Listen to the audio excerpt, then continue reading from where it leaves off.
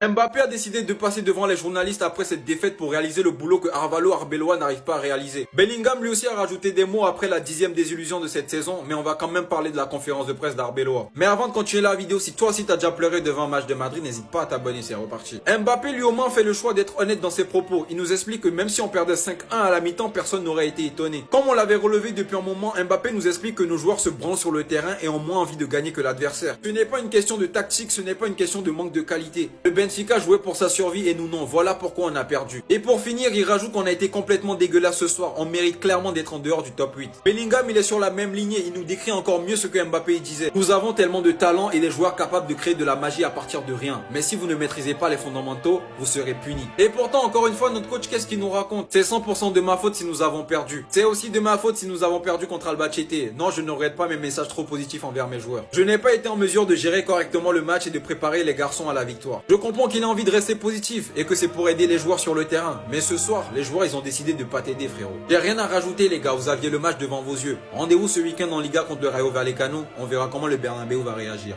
Sinon c'était votre gars Silas pour un nouveau banger. Les gars, en fait, peut-être que actuellement je suis somnambule. Je suis fou. Fede Valverde a dit, je cite, c'est notre faute. Mais encore heureux que c'est de votre faute.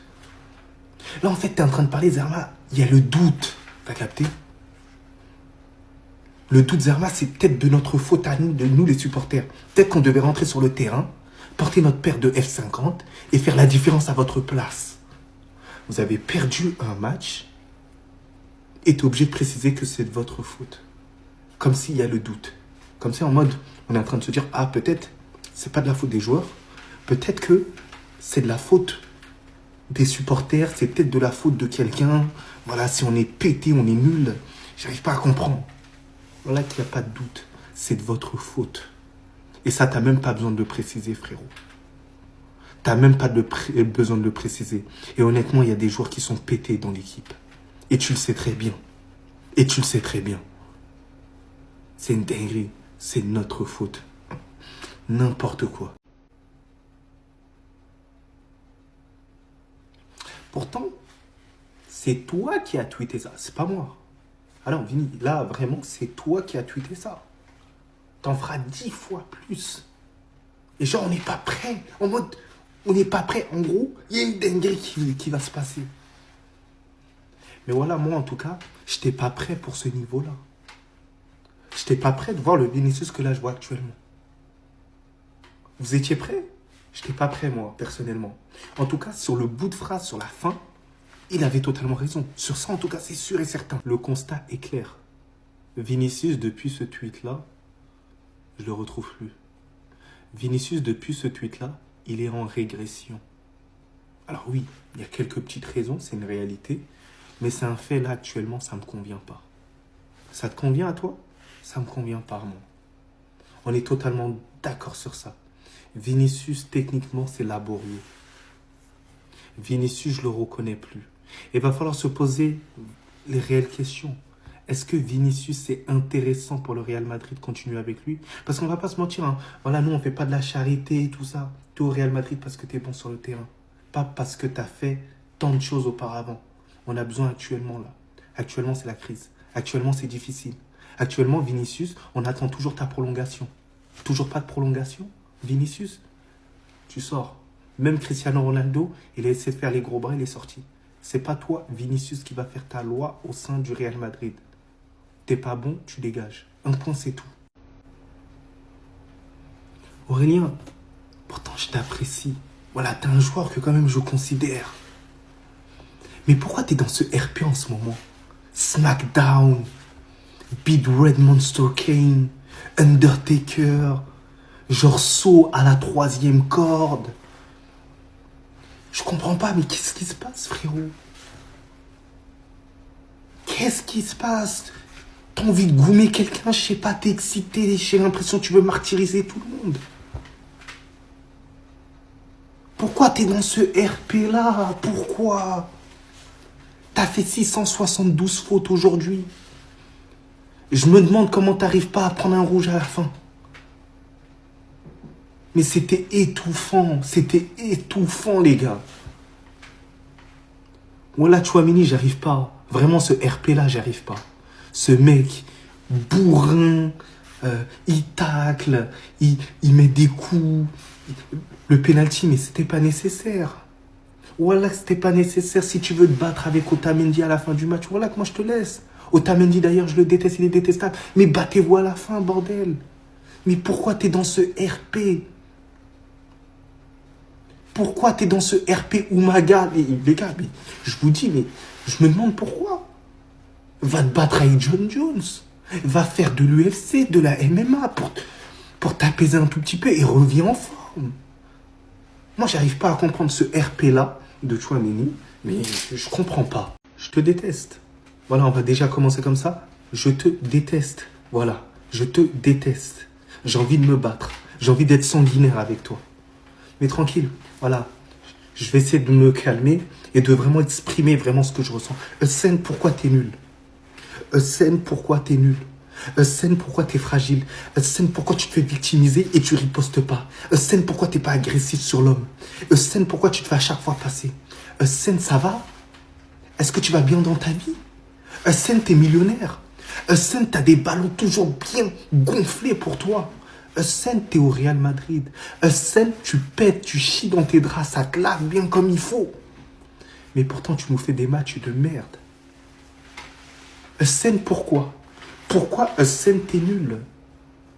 Sen, pourquoi t'es venu au Real Madrid? Sen, pourquoi t'as été la plus grosse erreur du Real Madrid au sein du Mercato? Sen, pourquoi tu n'apportes rien? Sen, pourquoi? Sen, pourquoi tu n'ouvres pas les yeux? Sen...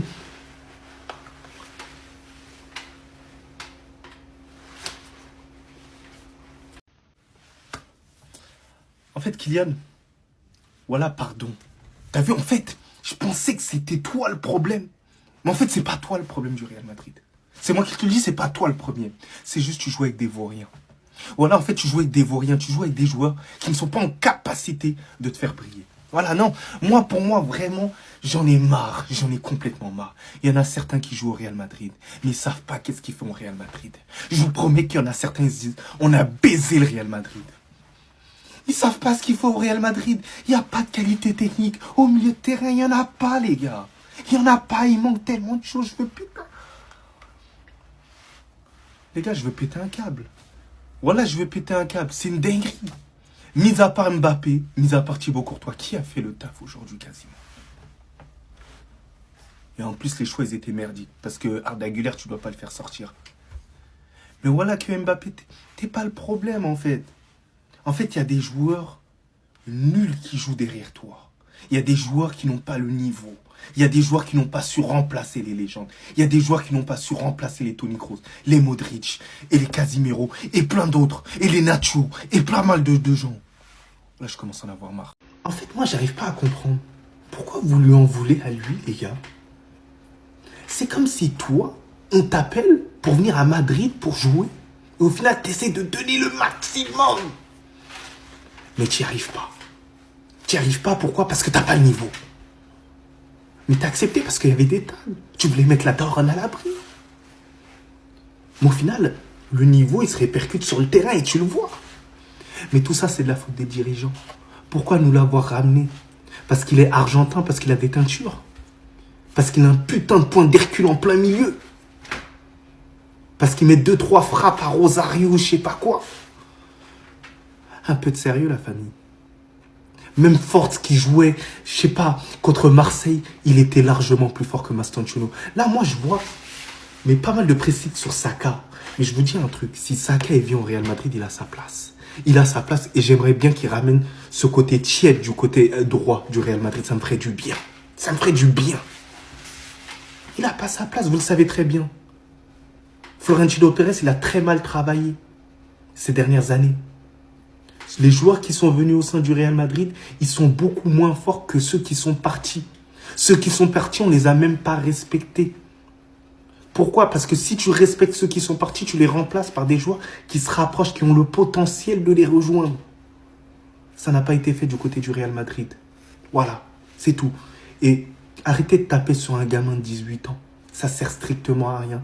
Il a tout simplement pas le niveau et là, on l'a reconnu. On l'a vu. Il est limité. Voilà, c'est pas ce qu'on veut. On prend seulement cette année. Bellingham, il sert à quoi sur le terrain? Je le répète une deuxième fois. Cette année, Bellingham, il sert à quoi sur un terrain de football? Bellingham, qu'est-ce qu'il fout dans le 11 de titulaire au sein du Real Madrid, mis à part le statut qu'il peut avoir? Est-ce qu'il mérite sa place en tant que titulaire? Non. Est-ce que Arda Güler devait sortir avant lui? Non. Pourquoi Bellingham n'est pas sorti sur le terrain? Tout simplement parce que sur le banc, il y a des incapables. Il y a des gens qui sont en train de trembler. Il y a des gens qui aiment bien masser les fesses de Bellingham. Mais pourquoi vous massez pas les fesses d'Arda Güler? Elles sont beaucoup plus garnies. Et le match qu'il nous fait est beaucoup plus aussi garni que celui de Bellingham. Bellingham, c'est d'une pauvreté offensive. Les seules choses qu'il sait faire, c'est quoi? C'est défendre, mettre de l'impact.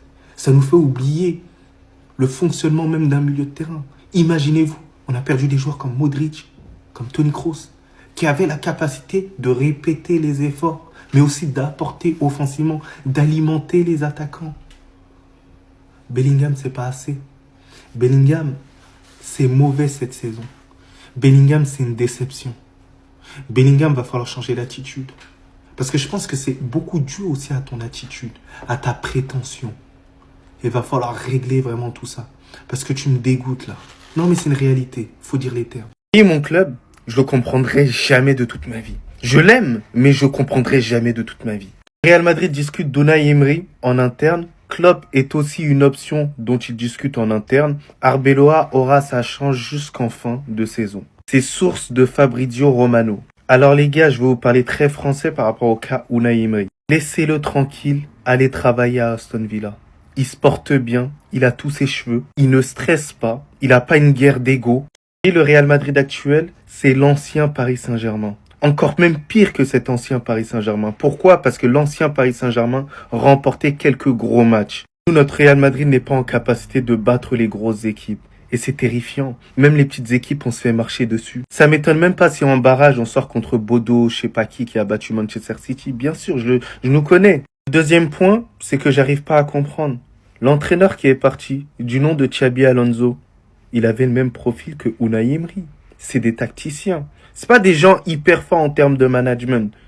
Mais dans le côté tactique, c'est ça. Ça n'a pas marché du côté du Real Madrid. Et vous pensez vraiment que ça va marcher avec Unai Emery? Laissez-le tranquille, allez travailler à Aston Villa. Il est très bien placé. Les gars, Aston Villa, Real Madrid, je vous dis, il y a moyen qu'Aston Villa est meilleur que le Real Madrid. Je vous le dis, vraiment très français. Voilà, on est limité, on est mauvais, on est nul, c'est tout. Il va falloir avant tout se poser la question sur Florentino Pérez et ses ambitions. Et il va falloir se poser la question sur certains joueurs, faut les ferrer, faut les vendre. C'est très très important.